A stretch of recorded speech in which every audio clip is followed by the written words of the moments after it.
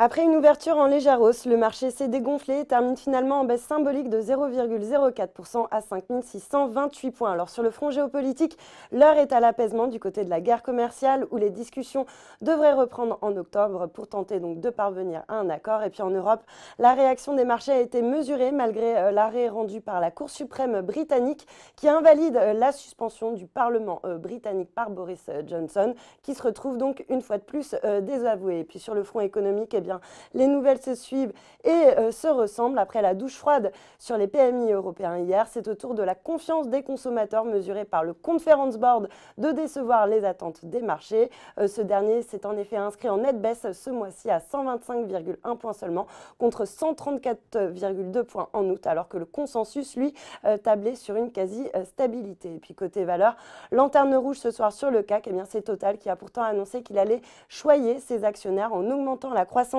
de son dividende pour les années à venir. Le poids lourd du CAC s'est notamment fixé pour objectif une augmentation du dividende de 5 à 6% par an au lieu de 3% par an comme annoncé précédemment. Et puis à l'inverse, le groupe Atos lui finit en tête sur le CAC après s'être félicité d'être classé numéro 1 du secteur des services informatiques et logiciels sur les critères ESG dans les indices donc de développement durable. Et puis à la hausse, le secteur du luxe qui reprend un petit peu de hauteur après sa consolidation la veille. C'est le cas notamment de Kering qui a fait savoir que le groupe s'engageait à devenir totalement neutre en carbone sur l'ensemble de leurs activités et chaînes d'approvisionnement. Et puis de manière plus générale, le secteur défensif continue de tirer son épingle du jeu en surperformant donc les valeurs cycliques à l'image de Sanofi ou encore de L'Oréal. Et puis Essilor-Luxottica qui parvient également à grappiller 0,11% alors que pourtant la Deutsche Bank a dégradé sa recommandation à conserver contre achat auparavant et relever son objectif de cours